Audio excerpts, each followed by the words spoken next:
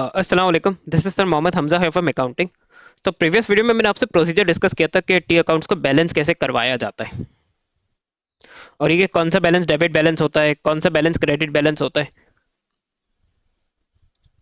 ये अभी हो सकता है आप लोग इस चीज़ को इतना सीरियस ना लें, लेकिन ये जब आगे आप एडवांस लेवल के टॉपिक्स पढ़ेंगे IGCSE AS और इवन A2 में भी, तो वहाँ ये नॉलेज बहुत मैटर करती है कि डेबिट बैलेंस और क्रेडिट बैलेंस का क्या सीन है। तो अब मैंने कहा था, अब इस वीडियो में मैं आपको एक पूरा प्रॉपर क्वेश्चन करके दिखाऊंगा जिसमें हम टी अकाउंट्स को बैलेंस करेंगे। लेकिन ये वो क्वेश्चन है जिसके लिए मैंने टी अकाउंट्स प्रिपेयर किए थे। मैं इसी क्वेश्चन को इस पर्पस के लिए यूज करूंगा, क्योंकि देखें, अब अगर मैं पहले पूरे सारे ट्रांजेक्शन्स टी अकाउंट्स पे रिकॉर्ड करूंगा तो that will consume a lot of time, और उससे रिकॉर्डिंग का टाइम भी इंक्रीज हो जाएगा। उसमें कि आप लोग भी फेड अप हो जाएंगे, और फिर आप हो सकता है उससे पहले वीडियो से रिकॉर्डिंग से एग्जॉस्ट हो जाए जब मैं अकाउंट्स को बैलेंस करना स्टार्ट करूं। क्योंकि इस वीडियो का मेन पर्पस ये कि मुझे आप लोग को यही गाइड करना है कि टी अकाउंट्स को बैलेंस कैसे किया जाता है, और वो आप लोग को कॉन्सेप्ट फर्दर क्लियर हो। तो इसीलिए जो क्वेश्चन के ऑलरेडी मैंने टी अकाउंट्स बनाए हुए, उसकी बस हम बैलेंसिंग करेंगे ताकि आप लोग को ये मेन बैलेंसिंग कैसे करनी है टी अकाउंट्स की वो क्लियर हो। तो जो प्रीवियस वीडियो थी उसमें मैंने आपको कैश का और कैपिटल अकाउंट का बैलेंस करके दिखाया था, और ये जो ट्रेड पेबल का अकाउंट है डब्ल्यू का, इसमें दोनों साइड्स इक्वल थी तो उस पर जीरो बैलेंस का सिनेरियो था। तो अभी कुछ ऐसे अकाउंट्स दोबारा आएंगे।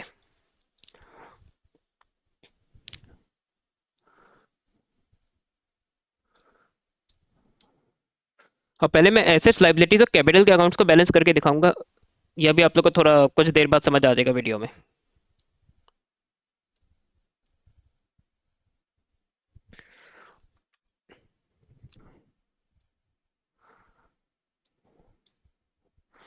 अब जैसे बैंक अकाउंट है तो डेबिट साइड में तो देखिए 6,000 है। अब इतने नंबर देख के पता नहीं चल रहा कि पता नहीं डेबिट साइड बड़ी है इसकी या क्रेडिट साइड बड़ी है। तो 25 प्लस 366 प्लस 3850।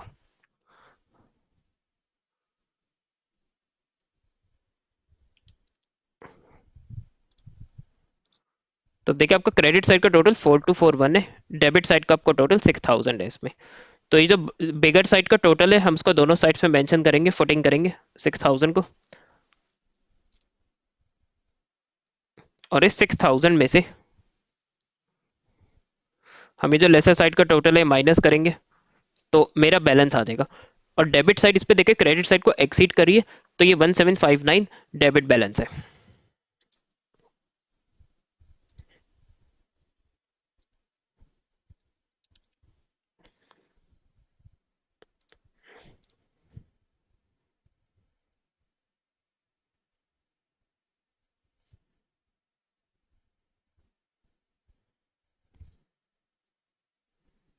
लेकिन इसको नेक्स्ट पीरियड में मैं इसको जब ओपनिंग बैलेंस लिखूंगा तो क्योंकि डेबिट बैलेंस है तो ये डेबिट साइड में ही आएगा। और इस चीज को भी देखा आप तो सीरियस लीजिएगा कि जो जैसे मार्च की इसमें क्वेश्चन में अकाउंटिंग कर रहे हैं तो उसकी जो क्लोजिंग बैलेंसेस है सारे, इसको आपको नेक्स्ट पीरियड में एज ओपनिंग बैलेंस मेंशन करना है। क्योंकि स्पेशली जो आपके ये जो कैम्ब्रिज के एग्जाम्स है उसमें आपका इस चीज का भी एक मार्क्स होता है। अगर जैसे कोई स्पेसिफिक टी अकाउंट्स बनवाएगा किसी क्वेश्चन में तो आपको बैलेंस शीट के मार्क्स तब तक तभी मिलेंगे जब आप उसको नेक्स्ट पीरियड में एज ओपनिंग बैलेंस मेंशन करके दिखाएंगे।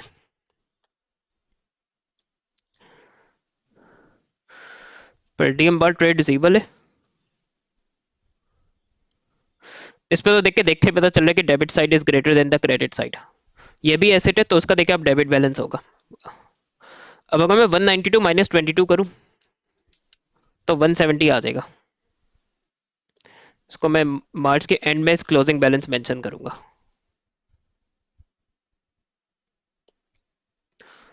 और फिर अप्रैल 1 में इसको मैं एज ओपनिंग बैलेंस मेंशन करूंगा।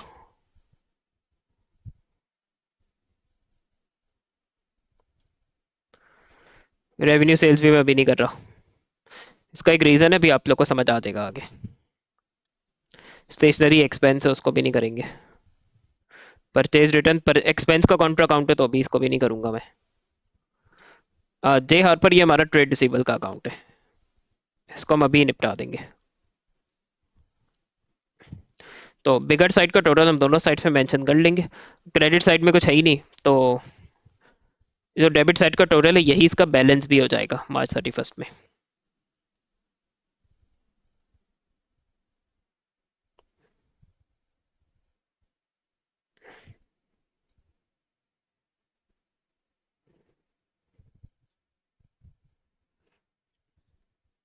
बैलेंस ब्रॉट फॉरवर्ड 212, सीडी को बीडी कर दिया अप्रैल में।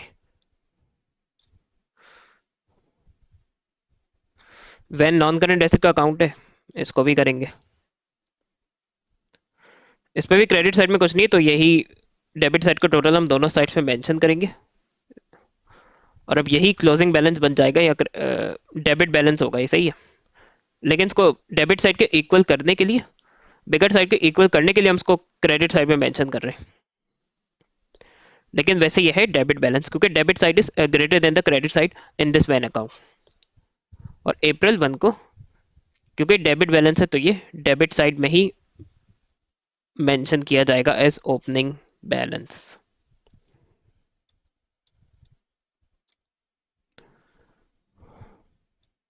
इसी तरह फिक्सचर्स में हमारे नॉन करेंट एसेट का अकाउंट है, तो इस पे भी डेबिट बैलेंस ही होगा। अब देखिए क्रेडिट साइड में कोई ट्रांजैक्शन ही नहीं है। बिगर साइड का टोटल हम दोनों साइड में मेंशन करेंगे, और यही इस पे बैलेंस शीट ही बन जाएगा, क्योंकि क्रेडिट साइड को कुछ क्रेडिट साइड में जीरो, क्रेडिट साइड में जीरो है।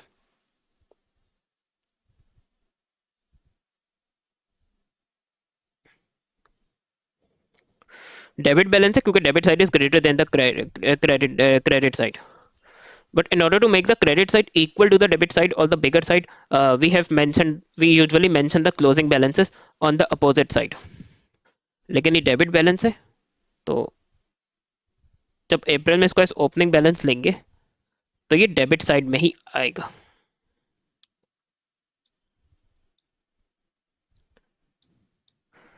इसी तरह बी को हमारा अदर पेबल है, ये लाइबिलिटी का अकाउंट है, तो इस पे यूजुअली क्रेडिट बैलेंस होगा। इस पे क्रेडिट साइड में, डेबिट साइड में जीरो है, क्रेडिट साइड में 840 है, तो हम बिगर साइड का टोटल दोनों साइड में मेंशन करेंगे। और ये जो ग्रेटर क्रेडिट साइड है, यही अमाउंट इसमें एस क्रेडिट बैलेंस भी आ जाएगी।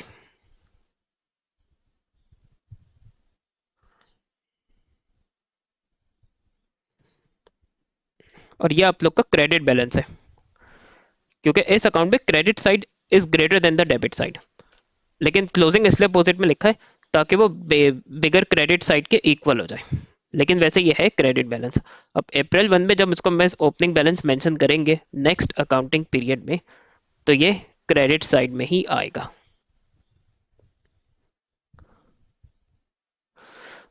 अब मैं आपको करके दिखाऊंगा जो रेवेन्यूज और एक्सपेंसेस के अकाउंट है। और उससे पहले एक चीज आप लोग को माइनर कॉन्सेप्ट है, ये प्रीवियस वीडियो में इसलिए नहीं कहता ताकि आप लोग के लिए ज़्यादा कॉम्प्लिकेटेड ना हो जाए, लेकिन आई होप सो अब आप लोग इस चीज़ को अंडरस्टैंड करने की कोशिश करेंगे।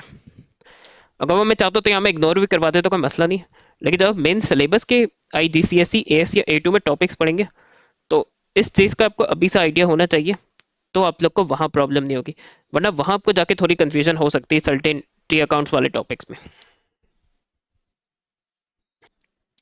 देखिए एसेट्स लायबिलिटी से कैपिटल पे जो रिमेनिंग बैलेंसेस होते हैं, वो जैसे करंट ईयर के जो करंट अकाउंटिंग पीरियड की जो क्लोजिंग बैलेंसेस है, वो नेक्स्ट पीरियड में ब्रॉड फॉरवर्ड किए जाते हैं।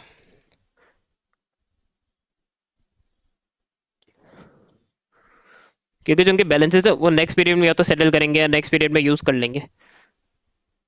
अभी आप लोग ने चीज पढ़ी नहीं है, इनकम स्टेटमेंट।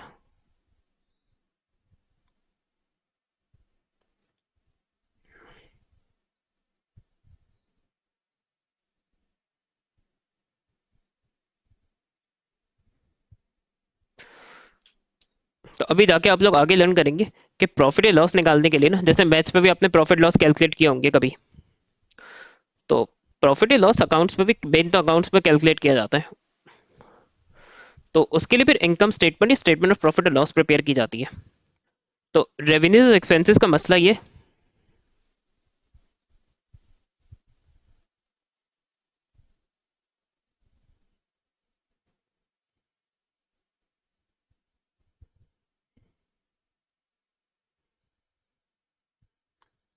जो रेवेन्यूज और एक्सपेंसेस है वो स्पेसिफिक अकाउंटिंग पीरियड्स को बिलोंग करते हैं।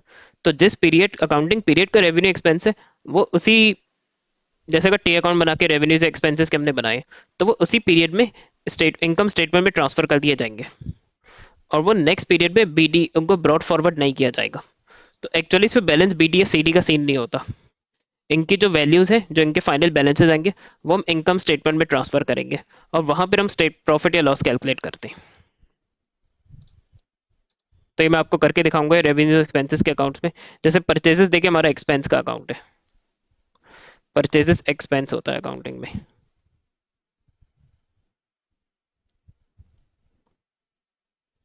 तो 420 प्लस 470 हो गया 890। क्रेडिट साइड में तो कह जाइए, बिगर साइड का टोटल दोनों साइड में मेंशन करेंगे,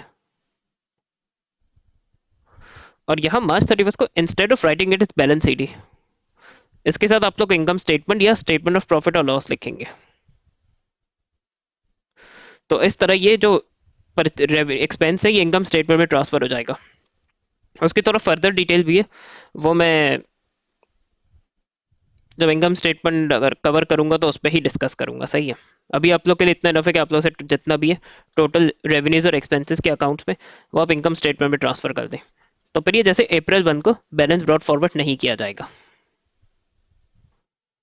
रेंट भी जैसे एक्सपेंस है, डेबिट साइड बिगर है, उसका टोटल हम दोनों साइड पे मेंशन कर देंगे, और मार्च के एंड में ये अमाउंट इनकम स्टेटमेंट में ट्रांसफर कर दी जाएगी।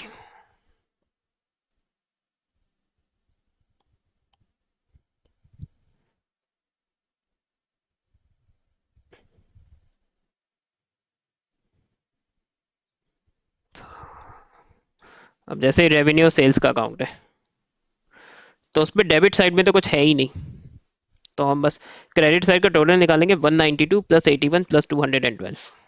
तो ये हो गया आपका 485। बड़ी बिगर क्रेडिट साइड है इसकी, उसका टोटल हम दोनों साइड में मेंशन कर देंगे, और मार्च एंड में इंस्टेड मार्च के एंड में instead of writing it is balance c d, we will transfer this amount to income statement.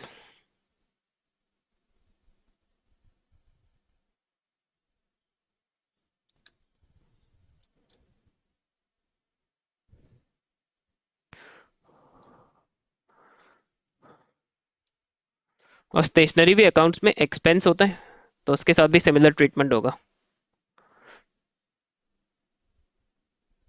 अब इसमें टाइम्स इन्वेंट्री भी बच रही थी स्टेशनरी की, तो उस सिचुएशन में क्या करना है, वो आगे एक्रूल्स एंड प्रीपेमेंट से, जो कि सिलेबस के ही टॉपिक है आईजीसीएसई में और एएस में, तो वो एडवांस लेवल का सिलेबस का ही टॉपिक है। तो ये एस्पेक्ट पर मैं वहाँ कवर करूँगा। यहाँ भी यही होगा कि जितनी स्टेशनरी परचेज की थी प्रोबेबली सारी यूज़ कर ली होगी। तो बस ये मार्च के एंड में the value will be transfer to income statement.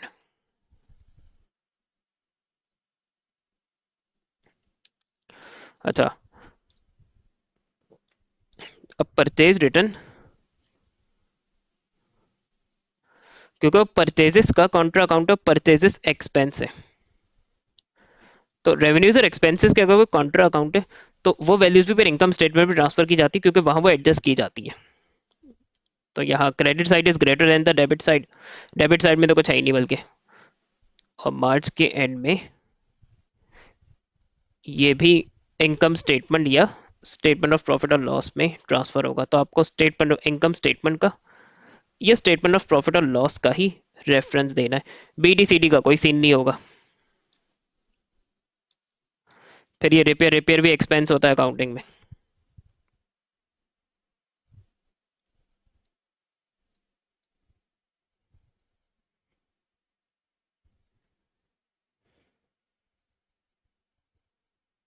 Debit side is greater than the credit side, तो डेबिट साइड का टोटल पहले दोनों साइड पे मेंशन किया, और फिर इसको अपोजिट साइड में बैलेंस शीट ही लिख दूंगा। सॉरी माय बैड, जैसे इनकम स्टेटमेंट में ट्रांसफर होगा, ये एक्सपेंस है, माय बैड। तो ये इनकम स्टेटमेंट में ट्रांसफर हो जाएगा। तो ये 78 जैसे अप्रैल में एज ओपनिंग बैलेंस शो नहीं किया जाएगा या ब्रॉड फॉरवर्ड नहीं किया जाएगा। अच्छा, सेल्स रिटर्न, क्योंकि सेल्स का काउंटर अकाउंट है,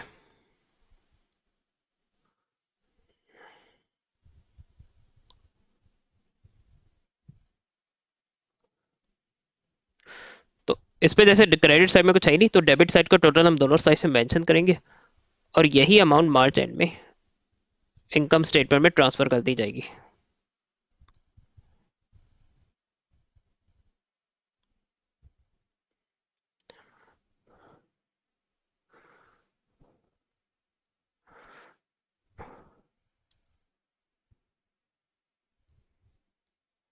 मोटर एक्सपेंसेस में देखिए debit side is greater than the credit side, 62 दोनों साइड में मेंशन हो जाएगा और यही इसका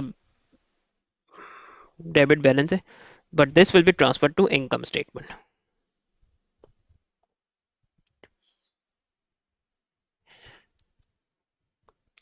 हो गया।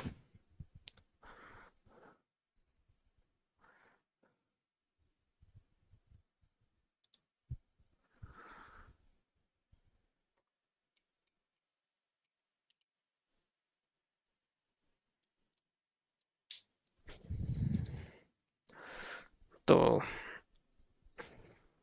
ये एक बार दोबारा गो थ्रू कर लेते।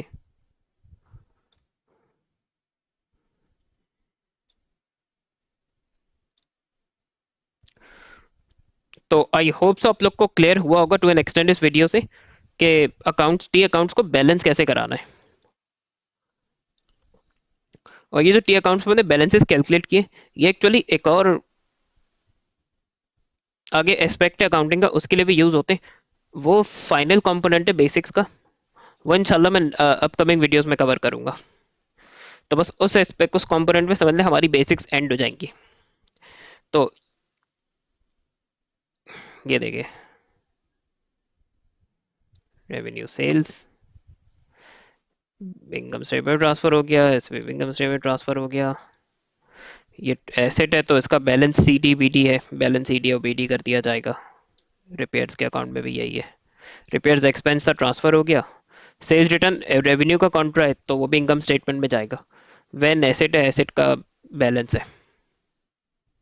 मोटर एक्सपेंसेस ट्रांसफर हो गया, एक्सपेंस है, फिक्स्ड नॉन करंट एसेट है, उसके बैलेंसेस है। और अदर लाइबिलिटी है तो देखिए उस पर भी बैलेंस है।